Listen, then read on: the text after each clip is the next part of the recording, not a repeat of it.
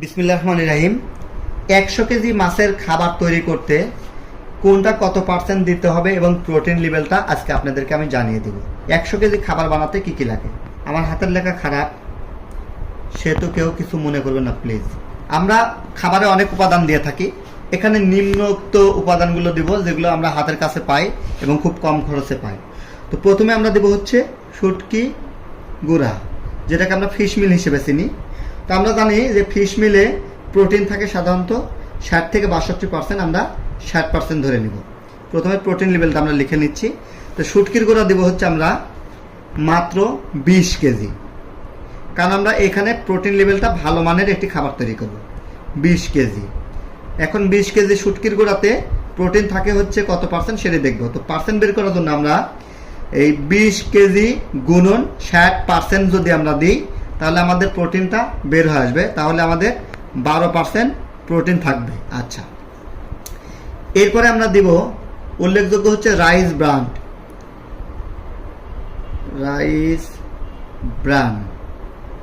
আমরা rice bran দিব হচ্ছে 20 কেজি। তো 20 কেজি রাইস ব্র্যান্ডে সাধারণত পার্সেন্ট থাকে হচ্ছে 14।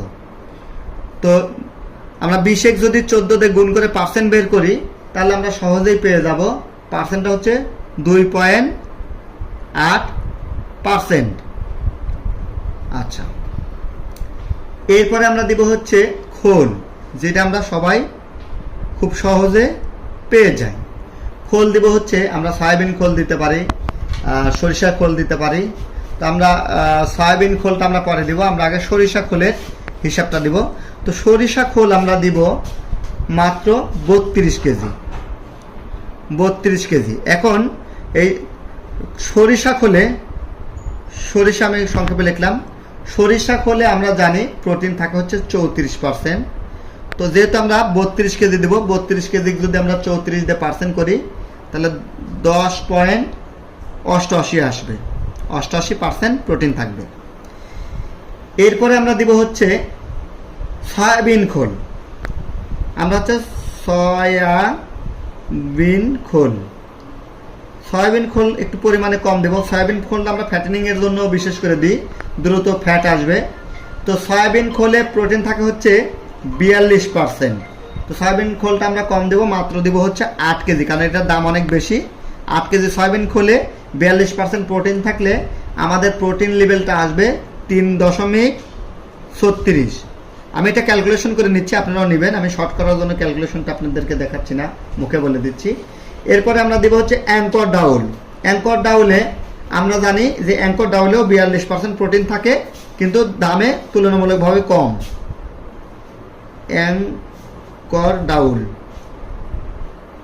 অ্যাঙ্কর ডাউলটা আমরা দিব যেহেতু প্রোটিন ভালো থাকে কিন্তু দামে কম, তাই এটা একটু বেশি দিব, 12 কেজি দিব।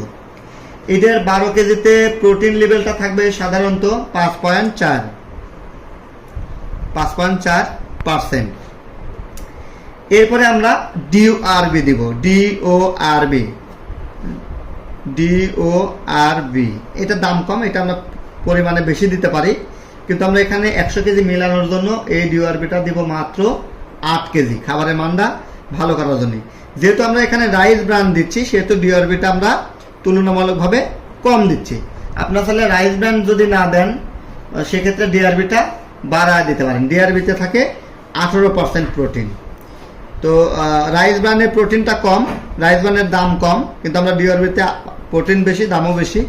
আমরা দামের বিষয়টা মেমোরিতে রেখে একটু কম দামে করার চেষ্টা করতেছি। তো 8 কেজি ডিআরবিতে যেহেতু 18% থাকে সেহেতু আমরা এখানে প্রোটিন লেভেল পাবো 1.45। এখন আমরা সব মিলে প্রোডাক্ট এবং প্রোটিন যোগ দিব, তাহলে আমাদের মোট হচ্ছে পণ্য হবে হচ্ছে 100 কেজি, আর প্রোটিন লেভেল হবে হচ্ছে সব মিলে 35.52, মানে 35.5% প্রোটিন আমাদের এই খাবারে হবে। এখন এই খাবার তৈরিতে খরচ কেমন হলো?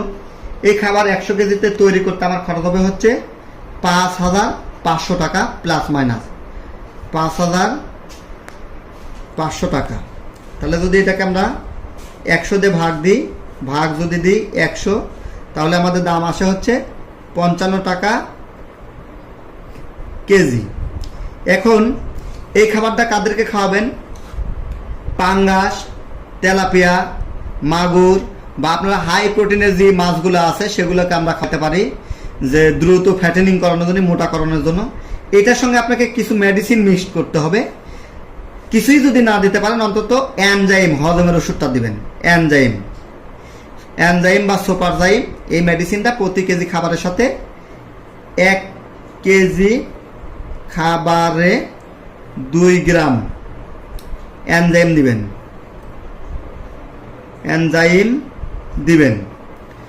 2 নম্বর হচ্ছে 1 কেজি খাবারে মাল্টিভিটামিন প্রিমিক্স দিবেন হচ্ছে 2 গ্রাম।